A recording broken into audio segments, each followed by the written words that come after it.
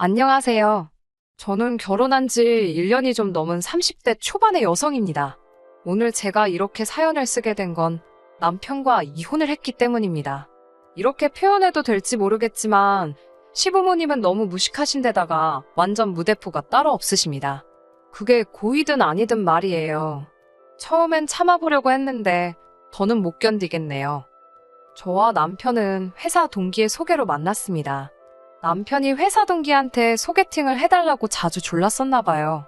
회사 동기가 자기가 시달려서 죽겠다며 저더러 나가서 밥 한 번만 같이 먹어주면 안 되겠냐고 통사정을 하더군요. 저는 소개팅보다는 자연스러운 만남을 추구하는 편이라 내키지는 않았어요.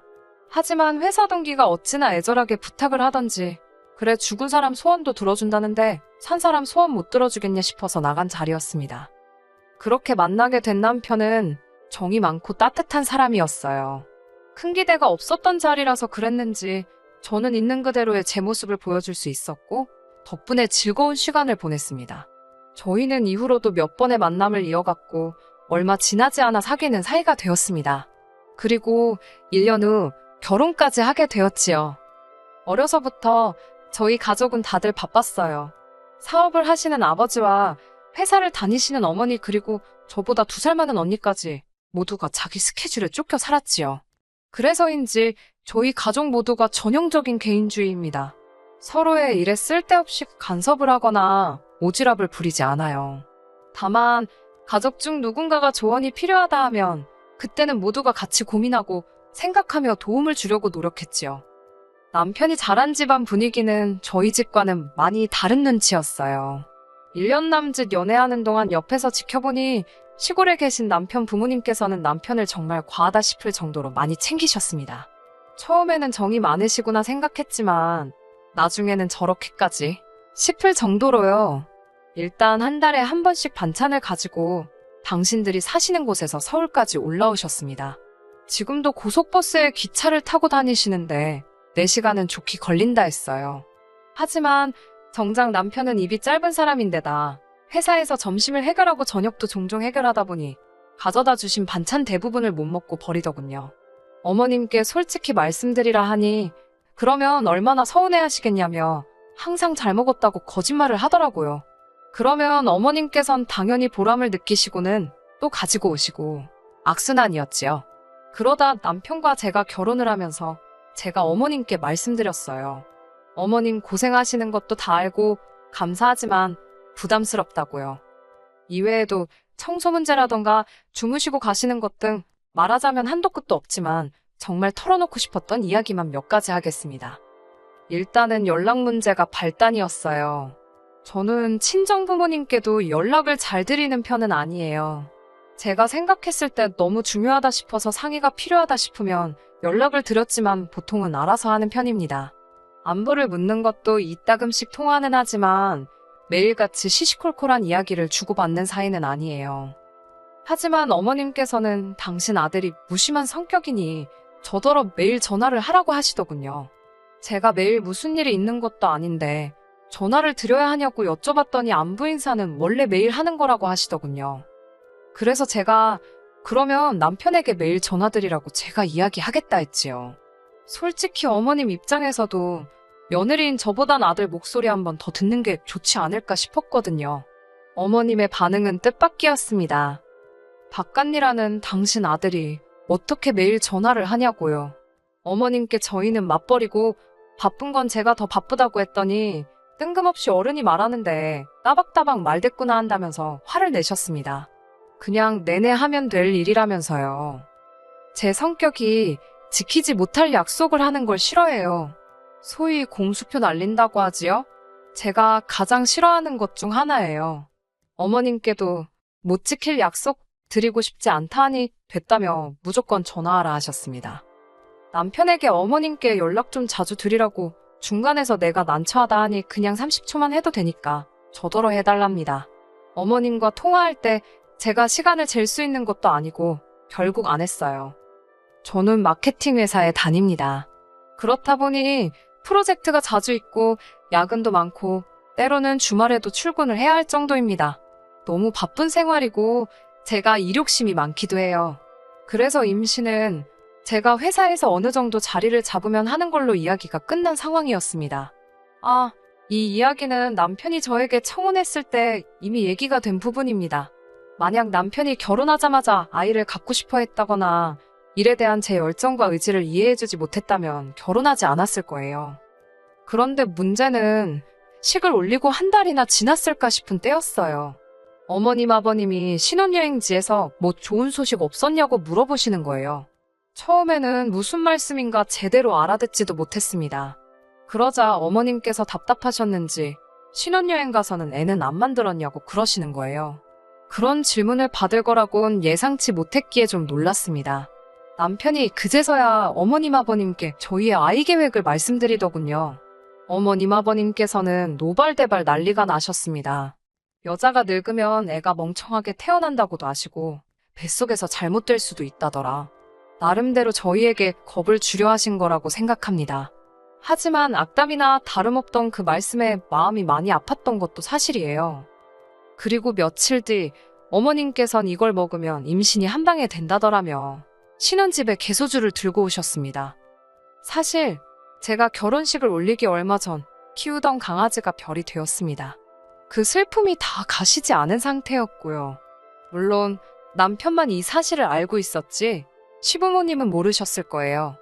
하지만 아무리 모르셨다고 해도 개소주라니 솔직히 너무 충격이었고 역겹기까지 하더라고요. 마음 같아선 당장 그 물건 챙겨서 집에서 나가달라고 하고 싶었어요. 하지만 어머님께서 아기를 품고 그러신 것도 아니고 정중히 말씀드렸습니다. 비위가 약해서 그런 건 못 먹는다고요. 어머님께서는 저에게 어른이 주면 감사합니다 하고 넙죽 받아먹어야 하는 거 아니냐며 직접 그 팩을 뜯어서는 제 얼굴에 마구잡이로 들이대셨습니다. 어머님께선 당장이라도 제 입에 그 개소주를 부어넣으실 기세로 저를 궁지로 모셨습니다. 당황한 제가 어머님을 피하다가 어머님 손에 들려있던 개소주를 쳤나 봅니다. 개소주가 바닥으로 떨어지자 어머님이 이 아까운 걸 다 버린다며 저한테 소리를 지르시는 거예요. 먹을 걸 줘도 못 먹냐면서. 남편이 그제서야 어머님도 그만하시고 당신도 그만하라면서 저한테 한다는 소리가 맛이라도 좀 보면 죽냐입니다. 어머님이 무슨 독약을 먹이는 것도 아닌데 어지간히 하라더군요. 어머님이 돌아가시고 나자 정말 화도 서럽고 이런 시집살이는 생전 듣도 보도 못해서 어이가 없었어요. 남편도 중간에 끼어서 난처한지 한숨만 푹푹 내쉬는데 그런 모습을 보니 저 인간하고 평생을 어떻게 사나 싶더라고요. 하지만 개소주일로 이혼을 결심한 건 아닙니다. 이 사건 이후로 어머님도 저한테 단단히 화가 나셨는지 더 이상 신혼집으로 찾아오시는 일은 없으셨어요. 마치 저를 왕따라도 시키시려는 건지 저만 빼고 남편 혹은 아주버님네하고만 연락을 주고 받으셨습니다. 남편은 자기가 너무 불편하다며 빨리 어머님께 사과드리라고 저를 재촉했지만 솔직히 제 입장에서는 너무 편하고 좋았거든요. 굳이 어머님과 관계를 풀어야겠다는 생각도 들지 않았고요. 아이러니하게도 오히려 어머님과 계속 거리를 두고 살 수 있었다면 이혼은 하지 않았을지도 모릅니다. 앞서 말씀드렸다시피 어머님 아버님께서는 시골에서 살고 계셨는데 그 집이 1억 중반대였어요. 그런데 그 집을 팔고 그 돈으로 시내에 있는 아파트에 전세로 들어가시겠다고 하더라고요. 솔직히 그 이야기를 들었을 때만 하더라도 막연히 몇 달은 걸리지 않겠나 싶었습니다. 그런데 생각보다 시골집이 빨리 나가서 갑자기 일이 급속도로 진행이 되기 시작했어요. 시골집을 산 새 주인이 하루라도 빨리 들어와서 살고 싶다고 했답니다. 졸지에 살던 집을 하루라도 빨리 비워줘야 하는 상황이 된 거지요. 그나마 다행인 건 아는 분을 통해서 시내에 있는 아파트 전세를 구하기는 하셨더라고요. 진짜 문제는 그럼에도 불구하고 어머님 아버님이 한 4개월 정도는 원래 살던 시골집에서 나와 따로 계실 곳이 필요하단 거였습니다. 남편은 저에게 딱 한 번만 양보 좀 해달랍니다. 그렇다고 노인네들을 어디 모텔 같은 데서 4개월 동안 있게 할 수는 없지 않냐면서요. 어이가 없었지요. 아주버님에는 시댁에서 1시간 거리밖에 안 되고 저희 집은 4시간이 넘는 거리인데 아무래도 원래 사시던 동네 근처에 계시는 게 어머님 아버님한테 더 편하지 않을까 싶었거든요. 게다가 그 집엔 손자도 둘이나 있었고요. 그런데 어머님은 그 집에 가면 사내놈들이 뛰어다녀서 정신이 하나도 없다며 싫다고 하셨답니다. 무조건 저희 집에 계시겠다고요. 환장할 노릇이었지요. 게다가 저희는 맞벌이라 낮에는 아무도 없는데 어머님 아버님만 계실 거라 생각하니 생각만 해도 불편하더라고요. 저는 남편에게 절대로 혼자 독박은 못 쓴다고 선을 그었습니다. 그러자 아주버님 쪽에서 그러면 저희 집에 먼저 2달, 당신 집에 2달 모시자고 하더군요. 그것도 솔직히 내키지는 않았지만 알겠다고 했습니다. 이혼한 마당에 좋지도 않은 기억 곱씹어 뭐하나 싶지만 그래도 돌이켜 생각해볼수록 정말 최악이었어요. 서재 겸 작업실로 쓰던 방을 내드렸는데 아버님께서 그 방에서 담배를 피우시는 게 아니겠어요? 아파트라서 그리고 전세라서 담배는 절대 안 된다고 누누이 말씀을 드렸는데도 몰래 피우시는 거예요. 아무리 제가 대낮에 없어도 그 냄새가 어디 가나요? 집에 들어오는 순간부터 인상을 펼 수가 없는 거예요. 게다가 2분 다 식탐이 얼마나 많으신지 일하는 저에게 닭도리탕을 해달라, 칼국수를 해봐라 별의별 주문을 다 하시더군요. 뿐만 아니라 어머님은 자꾸 제 살림살이 위치를 바꿔놓으시고 주말에 모처럼 늦잠이라도 자려고 하면 멀리서 시부모가 왔는데 어디 구경도 안 데리고 간다며 서운타하시고 죽겠더라고요. 그 와중에 틈만 나면 또 저희한테 애는 또 언제 만들 거냐고. 그래도 시간은 흘러서 어느덧 2달이 다 되었습니다. 아주버님께 모시고 가시라고 연락을 드렸지요. 그랬더니 나이 먹은 노인네들 이제 간신히 적응했을 텐데 뭘 또 움직이라고 하냐입니다. 어차피 2달만 더 있으면 당신들이 이사 가기로 한 집으로 가실 건데 그 전까지는 그냥 저희 집에 있게 하라는 거예요. 제가 말도 안 된다고, 그렇게는 안 된다니까 안 될 게 뭐가 있냐입니다. 아주버님이 이미 벌써 어머님 아버님과 통화도 다 해보셨는데 서울살이가 그렇게 편하고 좋다고 하시더래요. 저희 집도 널찍하니 한가하고 좋다고요. 도저히 아주버님네와는 말이 통하지 않는 것 같아서 어머님 아버님과 단판을 지어야겠다 싶더군요. 남편이요? 당연히 아주버님 편이더라고요. 벌써 저 빼고들 다 이야기가 되었던 모양입니다. 그것도 모르고 그때 저는 어머님 아버님께 이제 짐 챙기시라고 아주버님네 모셔다 드리겠다 했어요. 그러자 갑자기 당신들이 생각해보셨는데 그냥 저희 집에서 저희랑 같이 사시겠답니다.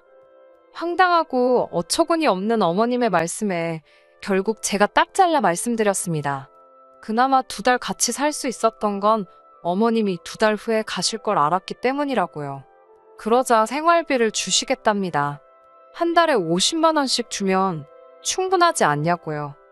저는 돈도 뭐도 다 싫다고 절대로 더 계시는 건 안 된다고 했지요. 그러자 어머님 아버님도 슬슬 역정을 내시면서 당신들이 뭘 그렇게 불편하게 했냐입니다.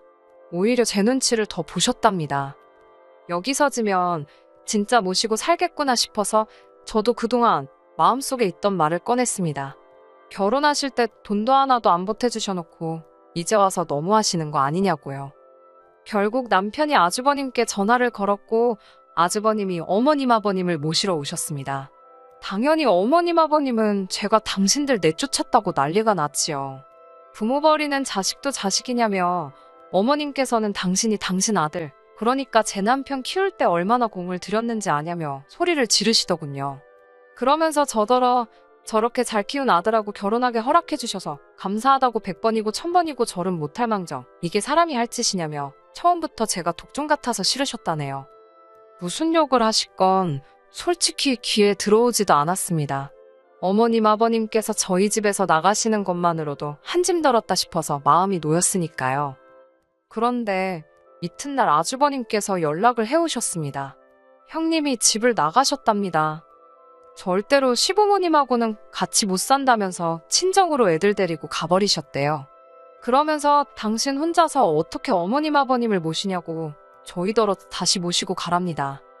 아니 본인 부모님인데 왜 못 모시냐고 물었더니 자긴 아들이지 않냐고 그러시는 거예요. 근래 들었던 말 중 가장 멍청한 소리였어요.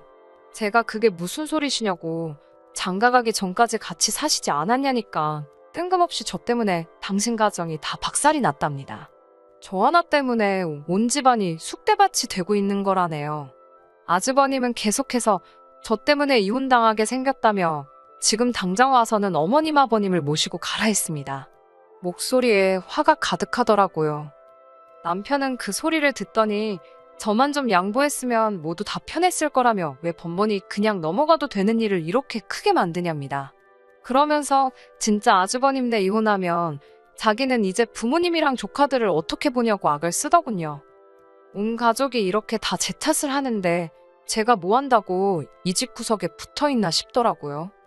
그래서 남편에게 그럼 당신도 짐 싸서 나가라고 했습니다. 이 집 전세로 들어올 때 솔직히 남편은 거의 보탠 게 없어요. 혼수라고 재성에도 안 차는 싸구려 가전제품 몇 개에 경차 하나 사온 게 다거든요. 그나마 차도 저는 원래 타던 차가 있어서 본인이 사온 차는 거의 본인 혼자 타고 다녔고요.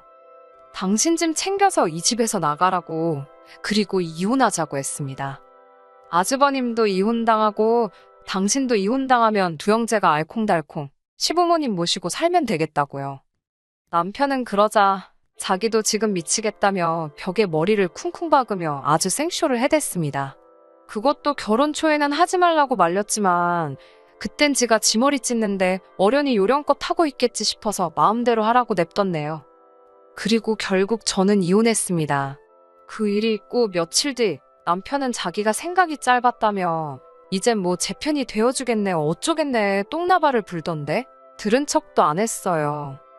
불쌍한 형님은 자기는 애들 때문에 이혼은 못한다면서 저한테 자긴 이제 어쩌냐고 질질 짜더라고요. 같은 여자로서 불쌍하긴 했지만 제가 뭐 달리 도와줄 수 있는 일이 없었습니다. 남편이 사온 몇 안 되는 싸구려 가전제품은 아파트 1층에 다 끄집어내놓고 남편에게 문자 한 통 남긴 뒤 어디로 간다 말하지 않고 이사했습니다. 건너 들은 바로는 시부모님이 시골집 팔고 받으신 돈으로 서울 외곽 쪽에 반지 하방을 구하셨답니다. 남편도 지금 그 집에 들어가 있고요. 이제 문제아인 제가 없으니 그 집은 참 평화롭고 행복하겠지요. 저도 지금 너무너무 행복합니다. 끝까지 들어주셔서 감사합니다. 오늘의 사연은 여기까지입니다. 구독과 좋아요, 알람 설정 부탁드리고 더 좋은 사연으로 다시 찾아뵙겠습니다. 감사합니다.